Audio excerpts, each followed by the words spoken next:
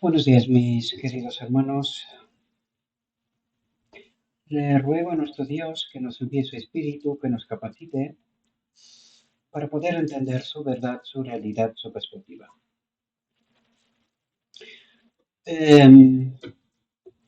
A raíz del tema que nuestro hermano Pedro Moya presentó viernes y que a mí me pilló de alguna manera desprevenido, ¿verdad? He decidido investigar mucho más profundamente y poder aportar mi grano de arena, ¿verdad? A, a lo que nuestro hermano Pedro nos aportó, ¿verdad? Por lo tanto, me puse a investigar y me di cuenta que este tema es mucho más complejo de lo que yo había pensado, había estudiado con anterioridad, ¿verdad? Pero como os dais cuenta, eh, pues claro, es un estudio superficial, es un tema que no lo he tratado en este ministerio, ¿verdad? No es mi tema por excelencia, pero esto no significa que no podemos tocar, ¿verdad? Este tema. Por lo tanto, he decidido volver a investigar. Y al investigar me di cuenta que hay cosas que no habíamos entendido, al menos hasta este momento. Eh, el asunto que presentó nuestro hermano Pedro, ¿verdad? Con respecto a dónde se aplica el número del hombre, el 666, también su significado, ¿verdad? Me di cuenta que no entendemos todavía bien este asunto y al estudiar me di cuenta de cuál es la auténtica realidad. ¿Y dónde está la clave? La clave está primero entender el significado del número 6. El texto del Apocalipsis nos dice que es un número de hombre. Ahora la pregunta es, ¿qué tipo de hombre? ¿Verdad? Porque a lo largo de las escrituras el número 6 se aplica en muchas circunstancias, pero principalmente al hombre que está en desobediencia, al hombre que está en apostasía. Y precisamente esta es la clave para poder entender la profecía, ¿verdad? Que eh, empezó a explicarnos nuestro hermano Pedro y que me propuse a través de mi estudio personal y de mi investigación, por la gracia de Dios y con la ayuda del Espíritu de Cristo, ¿verdad? Poder presentaros porque el tema me he dado cuenta que es mucho más complejo de lo que nosotros pensamos, ¿verdad? Por lo tanto, vamos a tratar de sentar fundamentos. El título de esta serie, porque será una serie, van a ser unos cuantos temas, ¿verdad? El estudio, como os he dicho, es muchísimo más amplio, pero necesitamos poner fundamentos, porque si no asentamos fundamentos, difícilmente podremos entender la profecía, ¿verdad? Aunque os adelanto que la profecía está bien explicada, pero por alguna razón hasta ahora no se ha entendido eh, bien, ¿verdad? Y yo me refiero a mí, los demás, pues cada uno piense y crea como le parezca conveniente, ¿verdad? Aunque al final tenemos que quedarnos con lo escrito está.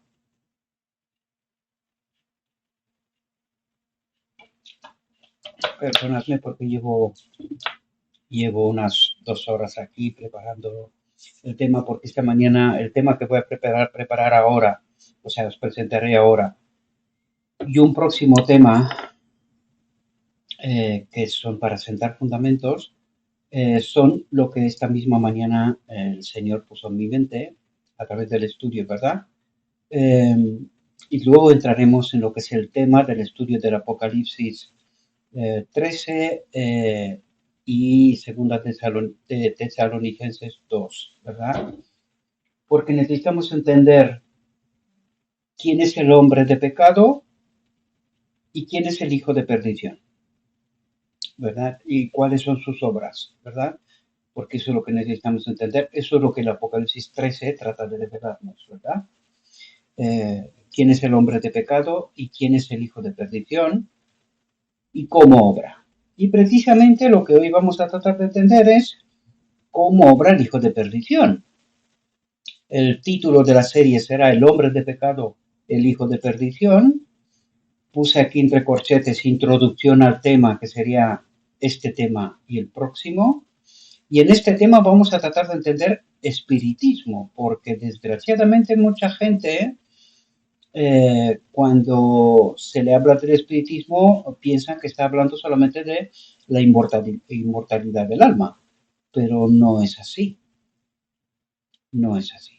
Y vamos a tratar de entender precisamente este concepto, porque luego para poder entender Apocalipsis 13 y el desarrollo, tenemos que entender que todo está fundado, está fundamentado sobre el tema del espiritismo, y luego veremos el segundo tema que lo vamos a presentar en la próxima reflexión, ¿verdad? Bien, entremos en nuestro tema. Necesitamos entender realidades. Este tema está en inglés. Recuerden que siempre en la descripción dejo el enlace del tema en origen, donde os invito a que lo estudiéis también. Aunque yo lo presento, siempre os invito, no confiéis en mí, sería un gran error, id a estudiar el tema por su cuenta cada uno de vosotros. Aunque esté en inglés, la traducción la tenéis aquí, pero hoy en día creo que no sería un problema hacer una traducción del texto. Bien, entremos en nuestra presentación, el espiritismo, ¿verdad? Y vamos a ver qué es espiritismo y cómo obra, cómo se manifiesta, ¿verdad?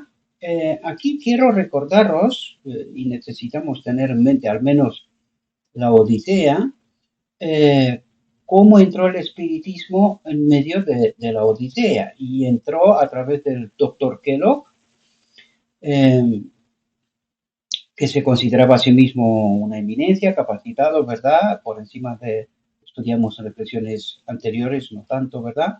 Que la sierva le estaba diciendo que se estaba colocando por encima de los ministros, es decir, de aquellos que sí que estudian la palabra, no son médicos, no están en la obra médico-misionera, pero él se consideró por encima, por la autoridad, en fin, por las circunstancias, y claro, entró en un terreno que no le correspondía, y primero escuchó a espíritus malignos el panteísmo, y luego el mismo el enemigo se le presentó como un ser humano, ¿verdad? Y le habló de la doctrina de la Trinidad, y es así como la Odisea empezó su caminar en el espiritismo, hacia la apostasía, ¿verdad? Y esto pasó inmediatamente después de rechazar el mensaje de Cristo nuestra justicia después de 1880, ¿verdad? Bien, dice, los espiritistas hacen que el camino al infierno sea de lo más atractivo. Dice, los espíritus de las tinieblas son vestidos por estos maestros engañosos con vestiduras puras del cielo. ¿Qué es lo que quiere decir? Que son maestros que se presentan como teólogos, como conocedores de la verdad, guiados por espíritus malignos, ¿verdad? Y que conducen al pueblo hacia la apostasía, ¿verdad? Hacia el error. Y dice, y tienen poder para engañar a los que no están fortificados con la verdad bíblica.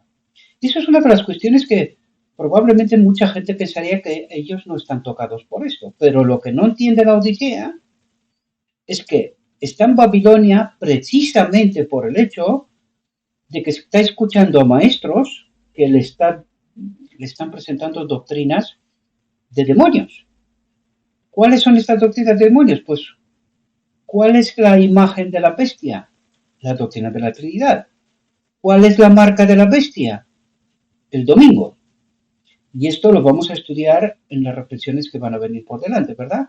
Bien, pues la Odisea tiene la imagen de la bestia, la doctrina de la Trinidad, asimilada como normalidad. Y esto es doctrina de demonios, esto es espiritismo, ¿verdad? Dice, se emplea una vana filosofía para representar el camino al infierno como un camino seguro. Dice, con la imaginación muy forzada y las voces afinadas musicalmente. Esto es una cuestión que justamente él mismo, hablando con alguien, me estaba diciendo, no, es que tu lenguaje, tu forma de hablar, tu voz, tu tal, pues que no llama como si fueras alguien que presenta la verdad, ¿no? Y yo le dije, bien, podría estar de acuerdo contigo, pero yo tengo un problema siempre que escucho a alguien que está tratando de hablar de Dios o de la palabra de eso, o presentarse como un cristiano, ¿verdad? Utiliza un lenguaje muy, o sea, trata de ser diferente a los demás, ¿verdad? Por la forma de hablar, ¿no? Y esto para mí ya es una señal de que esta persona tiene un problema, ¿verdad? Porque yo le contestaba a esta persona ayer, imagínate que estarías escuchando a Juan el Bautista. ¿Qué dirías? Bien. Y imagínate que estarías escuchando a Elías en Carmel, cachondeándose, a más no poder, de los ministros de Baal, ministros de Dios, ¿no? de Israel, ministros de Baal, porque estaba conduciendo el pueblo en la apostasía, ¿no? Estaban en apostasía ya, ¿no? Imagínate que escuchas a Elías allí, ahí mismo en Carmel. ¿Qué dirías? ¿Serías capaz de reconocer quién es Juan el Bautista y su misión? ¿Serías capaz de reconocer a Elías y de quién era el mensaje? ¿De quién fue enviado? ¿Serías capaz? Pues Israel no lo fue. Ni con Juan el Bautista, ni con Elías tampoco. ¿Serías tú capaz hoy de ver y entender quién es un siervo de Dios por la voz, por el tono y el lenguaje y tal? Tú te vas hoy a la iglesia y escuchas doctrinas de demonio y ni siquiera te enteras. La Odisea está en Babilonia. ¿No me creéis? Tiempo al tiempo. Os lo he presentado reflexiones no tan pasadas. Y vamos a pasar por ella, porque para poder entender Apocalipsis 13 hay que pasar por ahí. Hay que entender en profundidad todo este asunto. Por lo tanto, queridos, como bien decía el apóstol, nuestra batalla no es con la gente que vemos, es con los espíritus de las alturas. Ahí está el problema, y esto es precisamente lo que tratamos de entender. La influencia de estos espíritus que se conocen muchísimo mejor que nosotros las escrituras. De hecho, no hay más que ver cómo se adelanta el enemigo a la profecía y nos engaña una y otra vez. Y es justamente lo que vamos a tratar de entender en Apocalipsis 13. Cómo nos engaña el enemigo una y otra vez adelantándose a la profecía. Y nosotros creemos que somos capaces de entender. Mejor que el enemigo no, queridos. Nos engaña a más no poder. A más no poder. Y eso es precisamente lo que tratamos de entender. ¿Cómo lo hace? ¿Verdad? Dice, con imaginación muy forzada, es decir, se sale de lo escrito, ¿verdad? Que es precisamente lo que vamos a ver en la próxima reflexión. Dice, y las voces afinadas musicalmente, voces melodiosas que parece de ángeles, ¿verdad? No se olviden que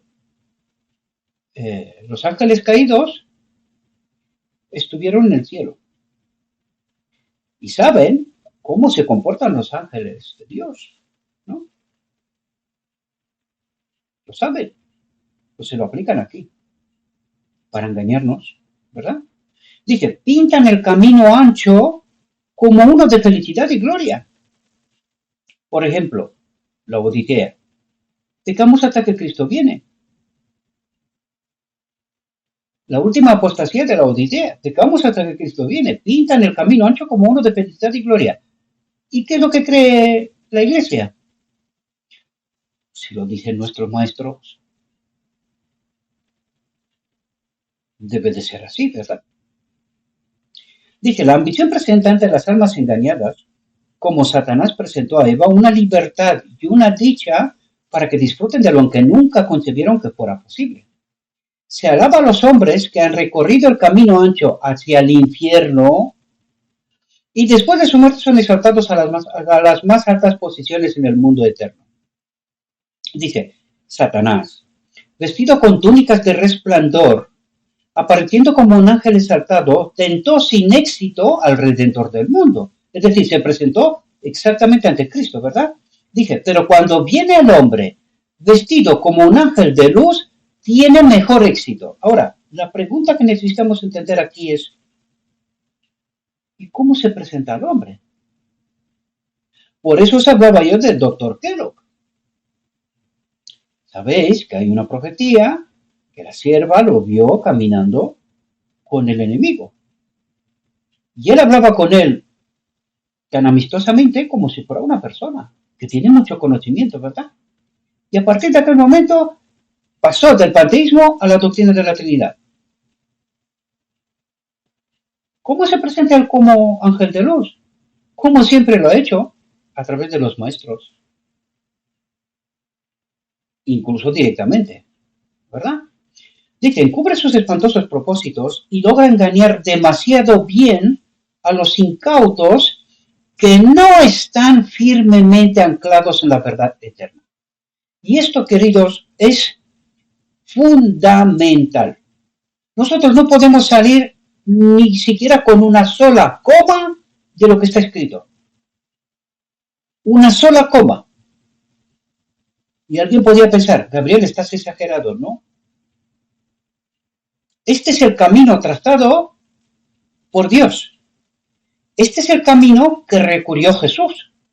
Escrito está. Y de esto no se salió. Porque si te sales con una sola coma, ya el texto que te estás leyendo es diferente y te conduce hacia otra dirección. ¿Seguir pensando que es exagerado? Por ejemplo, el ladrón en la cruz. Que le dice Cristo que de verdad te digo hoy que estarás conmigo en el reino de los cielos. ¿Cómo entiende la gente? Ni siquiera en aquel día fue Jesús en el cielo. Ni siquiera Jesús fue en aquel día en el cielo. El ladrón menos. ¿Importa una coma? Sí, y mucho. ¿Verdad? Este es solamente un ejemplo, se podía poner muchos más. ¿Verdad? Sigamos. Dice, las riquezas, el poder, el genio, la elocuencia, el orgullo, la razón pervertida y la pasión se alistan como agentes de Satanás para realizar su obra de hacer atractivo el camino ancho, sembrándolo de flores tentadoras. ¿Qué es el espiritismo? Las riquezas, el poder, el genio, la elocuencia, el orgullo, la razón pervertida y la pasión se alistan como agentes de Satanás para realizar su obra de hacer atractivo el camino ancho, sembrándolo de flores tentadoras. ¿Participamos del espiritismo? ¿Qué pensáis, queridos? ¿Cuánta gente, cuando le hablas del dinero, se vuelven locos? No, de esto no hay que hablar. Hablamos de la reflexión anterior. De esto no hay que hablar. ¿Y quién es este espíritu que actúa de este modo? ¿Agente de Satanás? Pero tú eres de Cristo, ¿verdad? Necesitamos entender la profundidad del Evangelio, mis amados. Porque vamos a ver, al entender el Apocalipsis 13 y 2 de Tesalonicenses 2, que el mundo entero, queridos, está bajo el espiritismo. El mundo entero. Y sí, no me he vuelto loco. Escrito está. Escrito está. Lo vamos a entender. Dice, pero cada palabra que hayan pronunciado contra el Redentor del mundo se reflejará en ellos. Y un día arderán sus almas culpables como plomo fundido, dice. Serán abrumados por el terror y la vergüenza cuando contemplen al exaltado que viene en las nubes del cielo con poder y gran gloria. Entonces, el atrevido desafiante que se levantó contra el Hijo de Dios se verá a sí mismo la verdadera negrura de su carácter. Dice, la visión de la gloria inefable del Hijo de Dios será intensamente dolorosa para aquellos cuyos carácter está manchado por el pecado. Cuyo carácter está manchado por el pecado. ¿Qué es el pecado? Las riquezas, el poder, el genio, la elocuencia, el orgullo, la razón pervertida y la pasión, que todas esas cosas nos mantienen separados de Dios. El pecado es separación de Dios. Pues todas esas cosas que son agentes de Satanás nos mantienen separados de Dios. Aquel día lo vamos a ver, pero desgraciadamente demasiado tarde. La eternidad pasó por lado nuestro y no nos enteramos. Dice, la luz pura y la gloria que emanan de Cristo despertarán remordimiento, vergüenza y terror. Mientras esta misma luz para el pueblo de Dios es curación en sus alas, salvación eterna, conexión con Dios, para todos los demás es terror. Terror. Por eso el Evangelio dice, ¿y quién estará de pie cuando Él aparezca? Pues aquí lo tenemos. La luz pura y la gloria que emanan de Cristo despertarán remordimiento, vergüenza y terror para aquellos que no se han preparado para aquel día. O para este día, porque estamos en ello. ¿Verdad? Dice, enviarán gritos de angustia a las rocas y a las montañas. Caed sobre nosotros y escondenos de la faz del que está sentado en el trono y de la ira del Cordero, porque el gran día de su ira ha llegado. ¿Y quién podrá sostenerse en pie?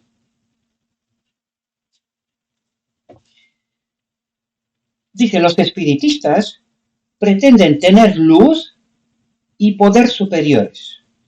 Y estad atentos, queridos, porque lo que estamos leyendo aquí está ocurriendo ahora mismo. Pero no nos damos cuenta, queridos. No nos damos cuenta. Dice, han abierto la puerta e invitado a entrar al príncipe de las tinieblas. Y lo han convertido en su huésped de honor. Amados, ¿es esta una realidad para nosotros? ¿Será posible? Dice, se han aliado a los poderes de las tinieblas que se están desarrollando en estos últimos días en señales y prodigios que si fuera posible ganarían a los mismos elegidos. Y cuando dice a los mismos elegidos, se refiere al remanente final, no a la Odisea. La Odisea ya está engañada.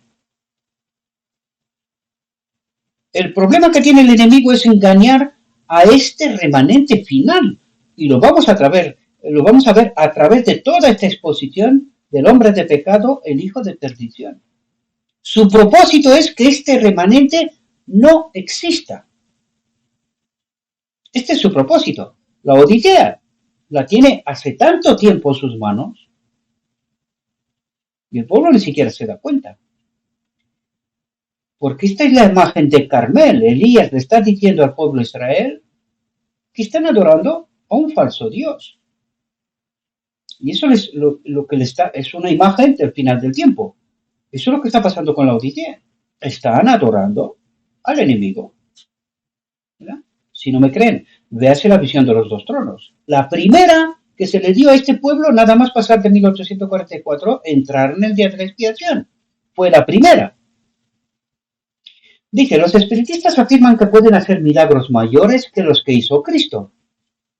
Satanás hizo las mismas jactancias a Cristo. Debido a que el Hijo de Dios se había unido a la debilidad de la humanidad para ser tentado en todo como debe ser tentado el hombre, Satanás triunfó sobre él y se burló de él, se jactó de su fuerza superior y lo desafió a entablar una controversia con él. Lo único que quería es hablar, discutir, entrar en esa discusión. Y con esto ya era suficiente. Ya te va por el camino que el enemigo quiere.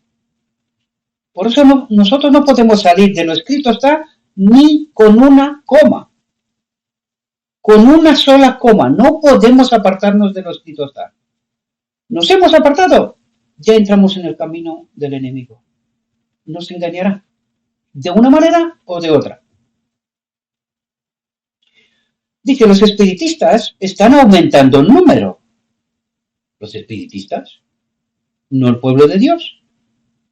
Dice, vendrán a los hombres que tienen la verdad como Satanás vino a Cristo, tentándolos a manifestar su poder y hacer milagros y dar evidencia de que son favorecidos por Dios y de que son las personas que tienen la verdad. Cuidado, que esto está pasando ahora mismo. No se olvide este tema, porque este tema está conectado a través de toda la profecía hasta que terminemos este tema. El hombre de pecado, el hijo de perdición. ¿Cómo se manifiesta el espiritismo? ¿Solo estamos hablando de la inmortalidad del alma? ¿Es solo eso? No, queridos. Es mucho más que esto. Es muchísimo más que eso. Eso es lo que trata de explicarnos. Abrir vuestras mentes. Traten de entender. Por eso no logramos entender nosotros ni el número de la bestia, ni quién está actuando allí. Por eso no entendimos, ¿verdad? Dice, Satanás dijo a Cristo, si eres hijo de Dios, ordena que estas piedras se conviertan en pan. Herodes y Pilatos pidieron a Cristo que hiciera milagros cuando estaba siendo juzgado por su vida. Se despertó su curiosidad, pero Cristo no obró ningún milagro para gratificarlos. ¿Por qué? ¿Quién estaba detrás? ¿Quién andaba disfrazado? De Herodes y de Pilato. ¿Quién estaba detrás de Herodes y Pilato? Disfrazado. Un espíritu engañoso. Espiritismo. ¿Podemos entender? Dice, los espiritistas presionarán para entrar en controversia con los ministros que enseñan la verdad. ¿Qué hará? Dice, los espiritistas presionarán para entrar en controversia con los ministros que enseñan la verdad. Si se niegan, los desafiarán. Dice, citarán las escrituras como hizo Satanás con Cristo. No sé si recordáis, mis amados, cuando os decía yo que cuando alguien os reta, ¿verdad? Debéis de tener mucho cuidado, porque el enemigo es muy astuto. Nuestro trabajo es presentar la verdad. El que quiere, que tome del pan de vida. El que no quiere, es libre. Pero no entréis en debates. Entrar en debate es abrirle la puerta al enemigo. Punto. Dije, probarlo todo, dije. Pero su idea de probar es escuchar sus razonamientos engañosos y asistir a sus círculos. Dice, pero en sus reuniones los ángeles de las tinieblas asumen las formas de amigos muertos y se comunican con ellos como ángeles de luz. Cuidado, que esto está estrechamente relacionado con la profecía que vamos a verlo. ¿Cómo consigue el enemigo engañar a todo el mundo? A todo el mundo. ¿Cómo lo consigue? Lo vamos a ver cómo llega él a los reyes de la tierra y en sus consejos.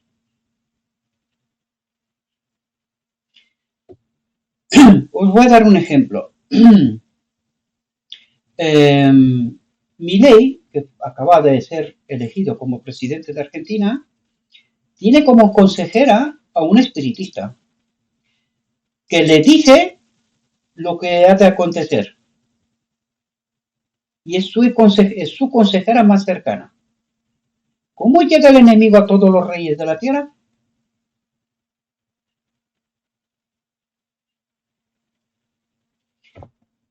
Tenemos que tener cuidado, queridos. Dice, sus seres queridos aparecerán vestidos con túnicas de luz, tan familiares a la vista como cuando estaban en la tierra. Les enseñarán y conversarán con ellos. Y muchos serán engañados por este maravilloso despliegue del poder de Satanás. La única seguridad para el pueblo de Dios es estar completamente familiarizado con sus Biblias. ¿Cuál es la única manera de que no estemos engañados? Que estemos completamente familiarizados con las Biblias y ser inteligente en las razones de nuestra fe con respecto al sueño de los muertos. Dice, Satanás es un amigo astuto y no es difícil para los ángeles malignos representar tanto a los santos como a los pecadores que han muerto y hacer que estas representaciones sean visibles a los ojos humanos. Estas manifestaciones serán más frecuentes y acontecimientos de carácter más sorprendente aparecerán a medida que nos acerquemos al fin de los tiempos. No debemos asombrarnos de nada en la línea de los engaños para seducir a los incautos y engañar, si es posible, a los mismos elegidos. Cuando dice a los mismos elegidos se refiere al remanente final, al final.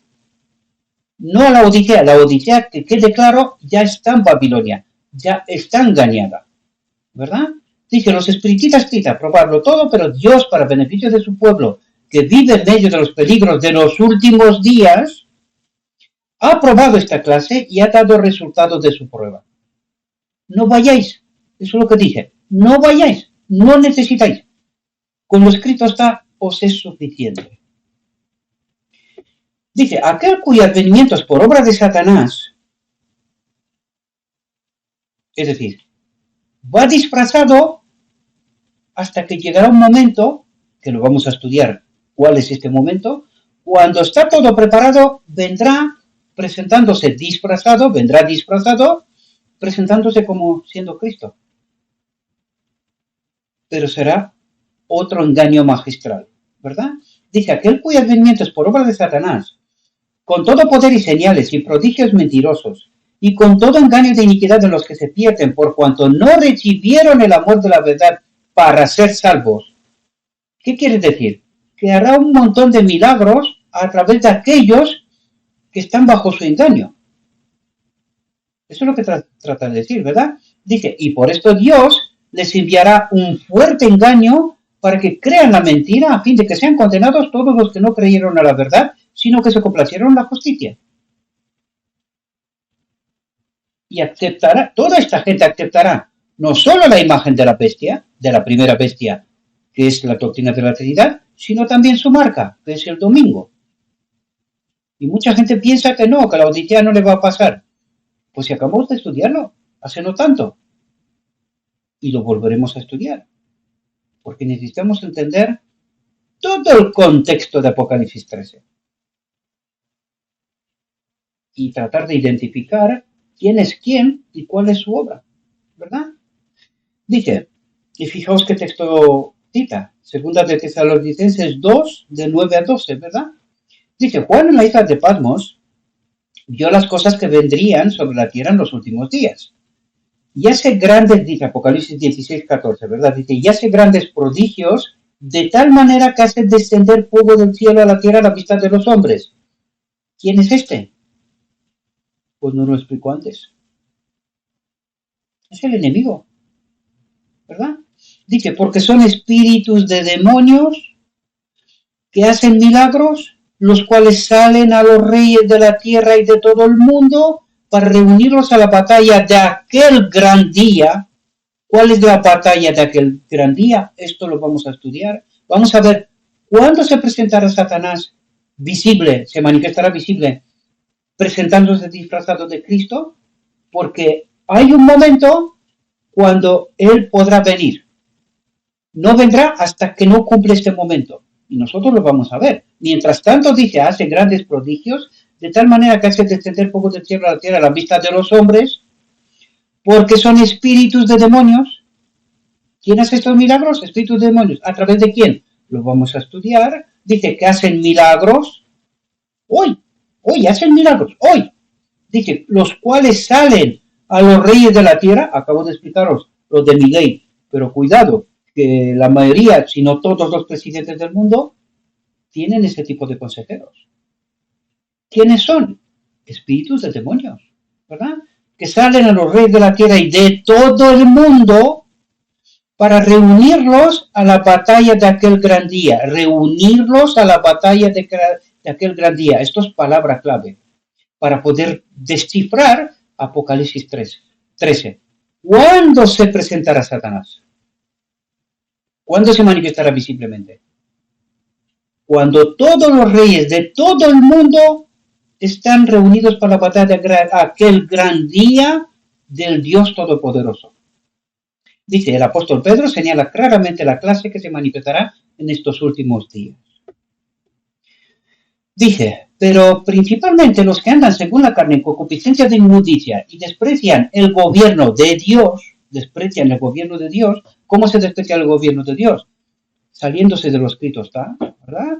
Dice, presuntuosos, son obstinados, no temen hablar mal de las dignidades, mientras que los ángeles que son mayores en poder y fuerza no presentan acusación injuriosa contra ellos ante el Señor, pero estos como bestias brutas naturales hechas para ser tomadas y destruidas, hablan mal de las cosas que no entienden y perecerán completamente en su propia corrupción y recibirán la recompensa de la injusticia como aquellos que consideran un placer alborotar durante el día. Manchas son y manchas, divirtiéndose con sus propios engaños, mientras banquetean con vosotros, teniendo ojos llenos de adulterio y que no pueden dejar de pecar, seduciendo a almas inestables, un corazón que han ejercitado con prácticas codiciosas, hijos malditos. Este es el texto de 2 de Pedro 2, 10, 14, es una traducción del inglés. Si no es fidedigna, y de hecho os invito que vayáis al texto en origen. No me dio tiempo para poner el que está en español. He hecho una traducción, por esto suena un poco raro, ¿verdad? Así que ir a la Biblia directamente, 2 de Pedro, capítulo 2, versos de 10 al 14, ¿verdad? Dice, Dios en su palabra ha puesto su sello. En su palabra ha puesto su sello de condenación sobre las herejías del espiritismo, como puso su marca sobre Caín. Y esto es lo que vamos a ver en la próxima reflexión, ¿verdad? Dice, los piadosos no necesitan ser engañados si son estudiantes de las Escrituras y obedientes para seguir el camino marcado para ellos en la palabra de Dios. Dice, el espiritualista jactancioso reclama gran libertad. ¿Y esto qué significa? Digamos hasta que Cristo viene. Espiritualista jactancioso. Yo pregunto, ¿habrá de estos en la iglesia? ¿Qué es lo que proclama la Odisea hoy? Digamos hasta que Cristo viene. ¿Y qué son esta gente? El espiritualista jactancioso reclama gran libertad. ¿Por qué? Porque declara lo que no está escrito. Digamos hasta que Cristo viene. Entonces, ¿para qué viene Cristo? Si no hay un pueblo, no puede venir, ¿no? Dice, atentos aquí, otra vez lo recalca, ¿verdad? Dice, y con lenguaje suave y florido, bien adornado, parece intelectual, ¿verdad? O lo es, por las diplomas los títulos que obtiene de las escuelas de este mundo, ¿verdad?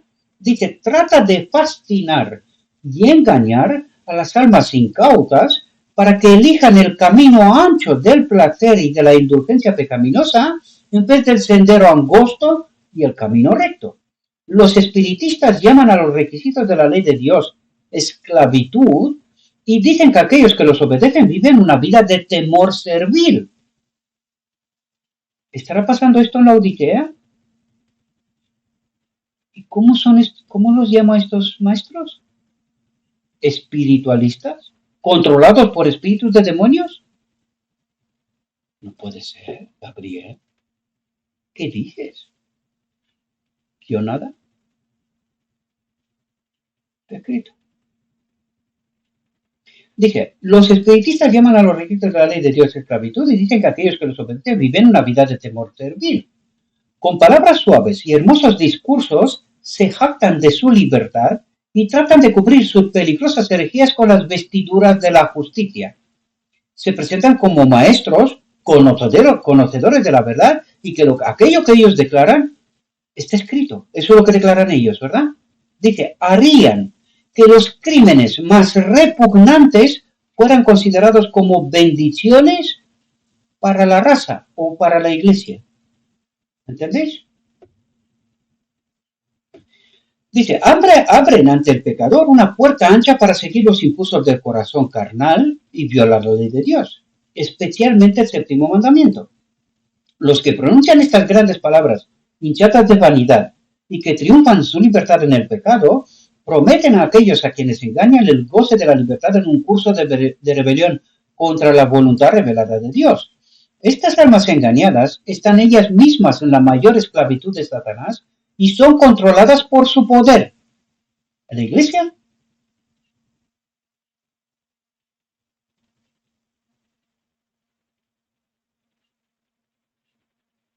Quizás sería hora de despertar, ¿verdad? Dije, y son controlados por su poder, y sin embargo prometen libertad a quienes se atreven a seguir el mismo curso de pecado que ellas mismas han elegido.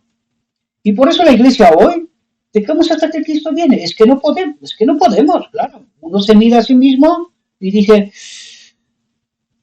pues tiene que ser verdad, porque mira que yo lo intento y pues no me sale, ¿no?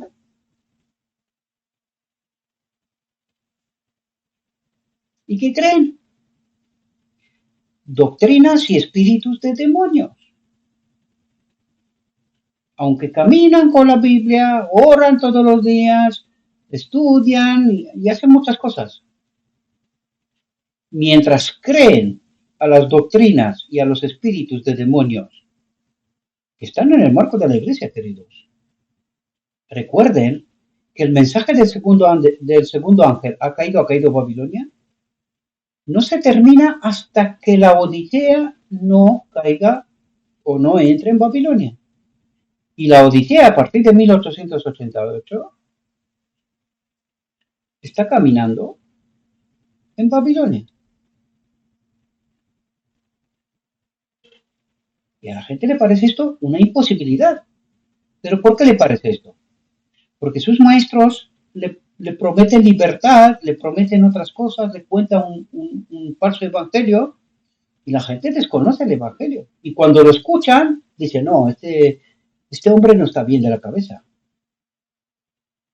Pero ¿qué es lo que desconocen? La profecía. Y al desconocer la profecía, pues están engañados. Dice, en esto sí que se cumplen las escrituras, en que los ciegos guían a los ciegos. Porque de quién es vencido el hombre, de él es hecho esclavo. Estas almas engañadas están bajo la más abyecta esclavitud a la voluntad de los demonios. ¿A la voluntad de quién? De los demonios. ¿Seguro? No, no puede ser. No puede ser, ¿verdad? Dice, se han aliado a los poderes de las tinieblas y no tienen fuerza para ir en contra de la voluntad de los demonios. Esta es su presumida libertad. Dice, Satanás los vence y los esclaviza, y la gran libertad prometida a los que engañan es una esclavitud indefensa al pecado y a Satanás. ¿En la iglesia? ¿Por qué crees que está el mensaje de Apocalipsis 18:4? Salid de medio de Babilonia, pueblo mío. Pues sí, queridos, en medio de la iglesia. Esclavos del pecado y de Satanás en la iglesia. ¿Por qué la gente no lo entiende? Porque no estudia, confía en los hombres, ¿verdad? Dice, no debemos asistir a sus círculos, a sus iglesias, ni nuestros ministros deben entrar en controversia con ellos. Dice, son de esa clase específica a quienes no debemos invitar a nuestras casas ni desearles buena suerte. Tenemos que comparar sus enseñanzas con la voluntad revelada de Dios. Lo que se nos predica, tenemos que comparar con lo escrito está. Si no está lo escrito, entonces son espíritus engañadores. Por la voz muy suave, muy intelectuales, muy títulos, muy lo que queráis.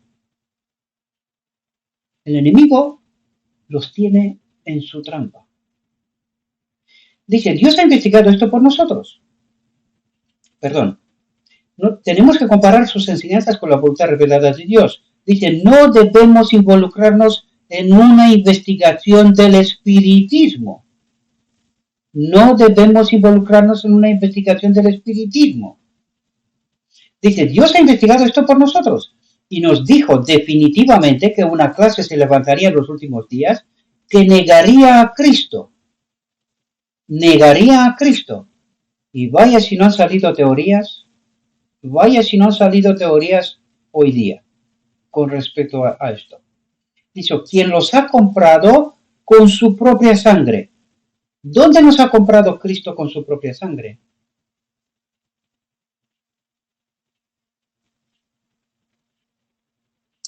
Dice, el carácter de los espiritistas está tan claramente descrito que no necesitamos ser engañados por ellos.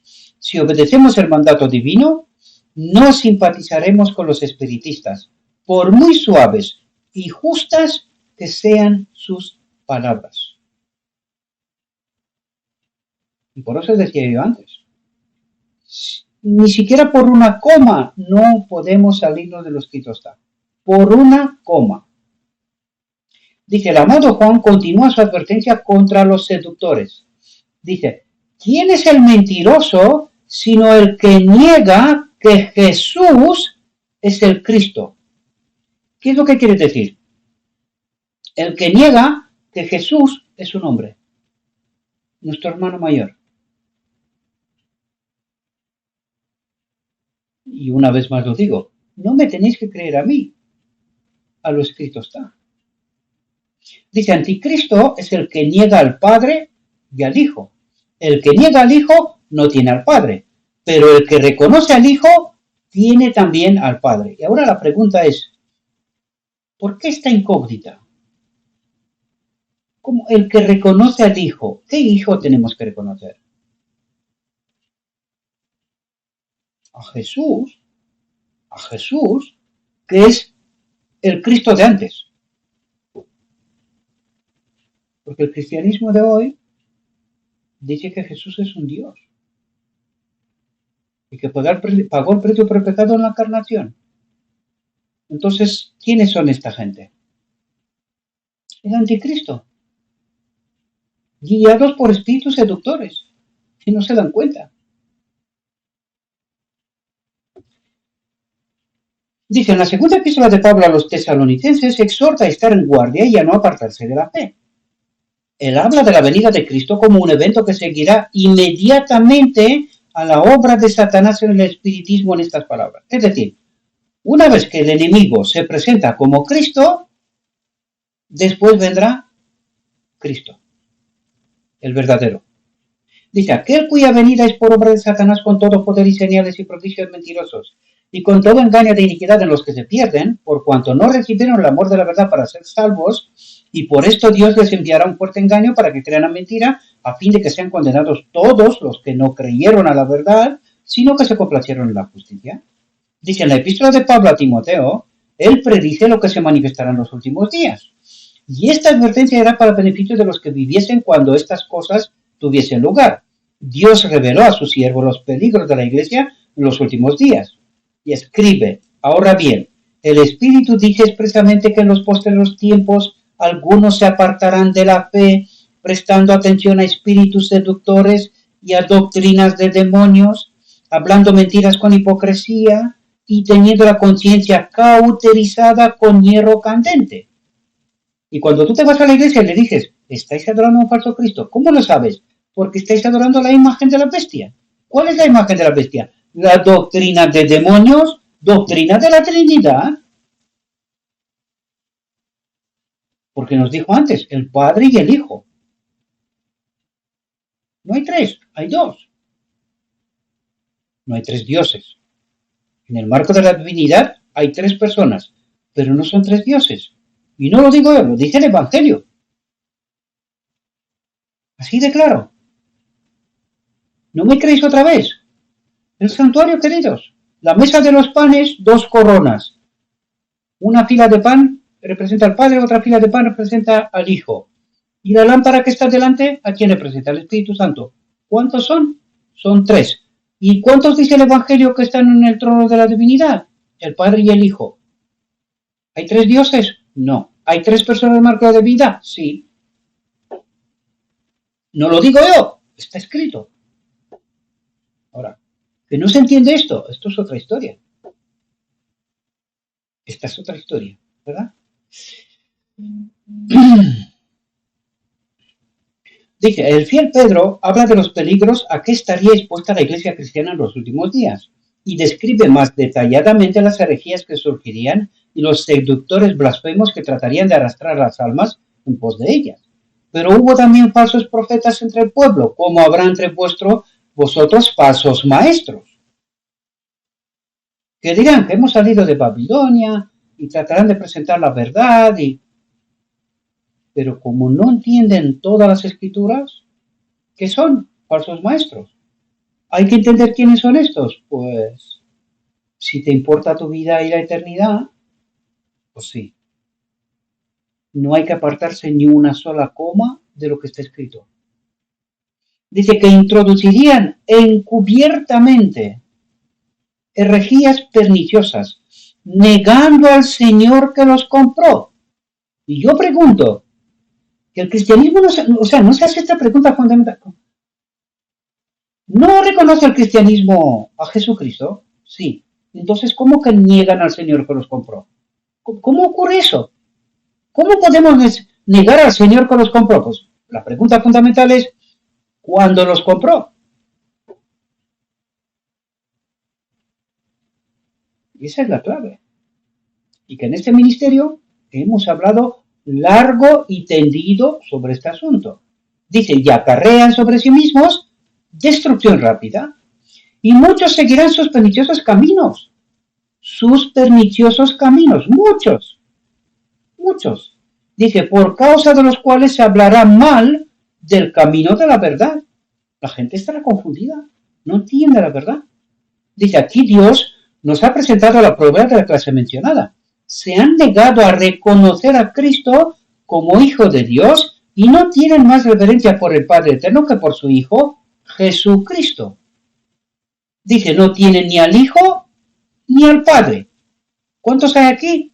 2. Aquí hay un problema.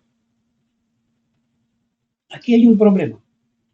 Y se tiene que entender este asunto, porque es clave y fundamental para los 144.000, el último remanente. Dice, y como su gran jefe, el jefe rebelde, están en rebelión contra la ley de Dios y desprecian la sangre de Cristo. No dice de Jesús, no. Dice, desprecian la sangre de Cristo, la vida de Cristo.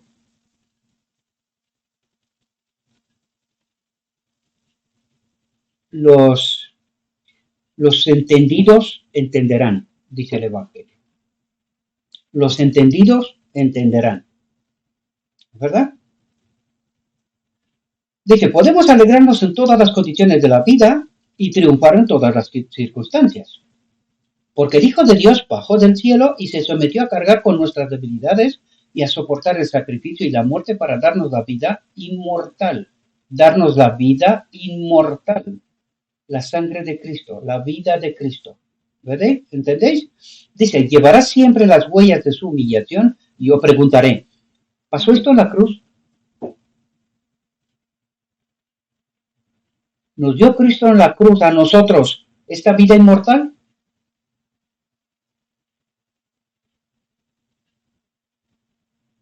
Entonces tiene que ser en otro lugar, ¿verdad? Y hay que entender bien este evangelio, ¿sí? Dice, llevará siempre las huellas de su humillación terrena en favor del hombre. Mientras la hueste redimida y el puro tropel angélico le ritan honores y lo adoren, él llevará las marcas de quien ha sido inmolado.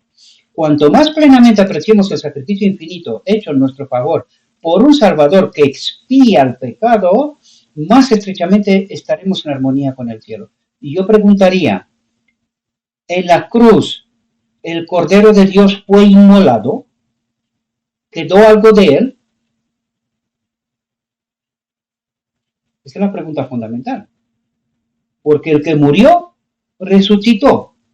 ¿Fue inmolado? ¿Desapareció? Cuidado con los anticristos.